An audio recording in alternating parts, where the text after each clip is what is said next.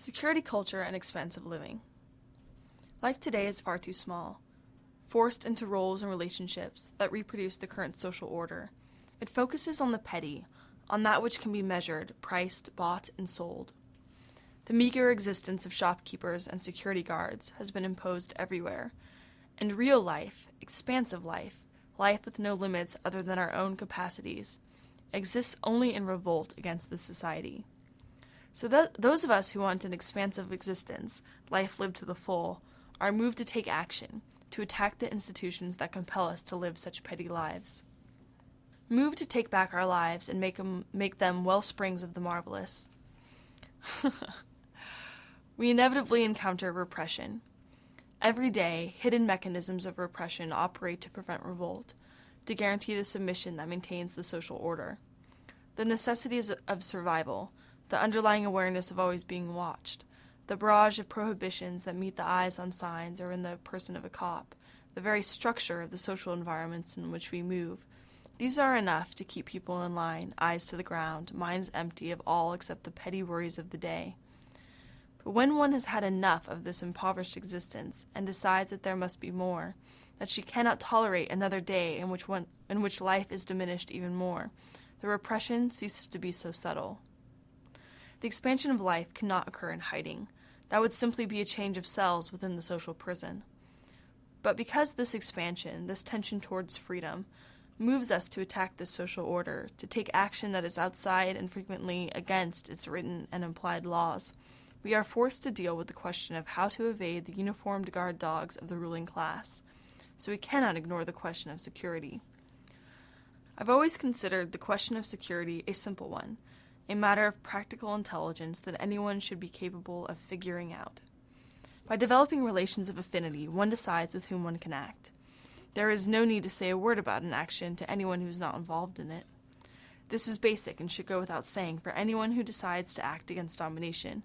But such practical intelligence has no need to enshroud itself in an atmosphere of suspicion and secretiveness, where every word and every thought must be watched, in which even the words of defiance are considered too great a risk. If our practice takes us there, we have already lost. In the context of illegal activity, security is essential. But even in this context, it is not the top priority. Our top priority is always the creation of the lives and relationships we desire, the opening of the possibility for the fullness of existence that the system of domination and exploitation cannot allow. Those of us who truly desire such an expansive existence want to express it in all of our actions. In this light, the call for the development of a, quote, security culture seems strange to me. When I first heard the term, my immediate thought was, that is precisely the sort of culture we live in. The cops and cameras on every corner and in every shop, the increasing numbers of identification cards and of interactions requiring their use, the various weapons systems put in place for national security, and on, the culture of security surrounds us, and it is the same as the culture of repression. Certainly, as anarchists, this is not what we would want. Many of the practical suggestions made by the proponents of security culture are basic good sense for one who is taking action against the institutions of domination. It is obvious that one shouldn't leave evidence or speak to the police, that one should take the due precautions to avoid arrest, a situation that would certainly not enhance one's struggle for a full, free life. But it makes no sense to speak of a security culture.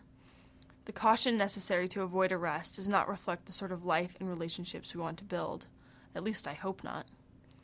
When anarchists begin to see security as their top priority, as a culture that they must develop, paranoia comes to dominate relationships. Anarchist conferences are set up with levels of bureaucracy and, let's just call things what they are, policing, that too closely parallel what we are trying to destroy. Suspicion replaces comradeship and solidarity. If someone doesn't look or dress right, he finds himself ostracized, excluded from involvement. Something vital has been lost here, the reason for our struggle. It has vanished behind the hard armor of militancy, and we have come to be the mirror of our enemy. The anarchist struggle slips into this joyless, paranoid rigidity when it is not carried out as an attempt to create life differently, joyfully, intensely, but is rather treated as a cause to which one is to sacrifice oneself. One's struggle then becomes moral, not a question of desire, but of right and wrong, good and evil, conceived as absolute and knowable. Here is the source of much of the rigidity, much of the paranoia, and much of the unwarranted sense of self-importance that one finds much too often in anarchist circles. We are the righteous warriors surrounded on all sides by the forces of evil. We must protect ourselves from any possibility of contamination, and the character armor hardens, undermining the joyful spirit that provides the courage necessary for the destruction of the world of domination. This destruction, this demolition of the social prison that surrounds us, would bring us face to face with the unknown. If we confront it with fear and suspicion, we will build the new prisons ourselves. Some already are, in their minds and in their projects. This is why our projects of attack must originate in and be carried out with joy and an expansive generosity of spirit. The logic of paranoia and fear, the logic of suspicion with its measured words and deeds, is the logic of submission, if not to the present order of domination, then to a morality that diminishes our lives and guarantees that we will not have the courage to face the unknown, to face the world in which we would find ourselves if the present order were destroyed. Instead, let's embrace the passionate reason of desire that defies all domination. This reason is absolutely serious in its desire to destroy all that diminishes life, confining it to that which can be measured. And because it is so serious, it laughs.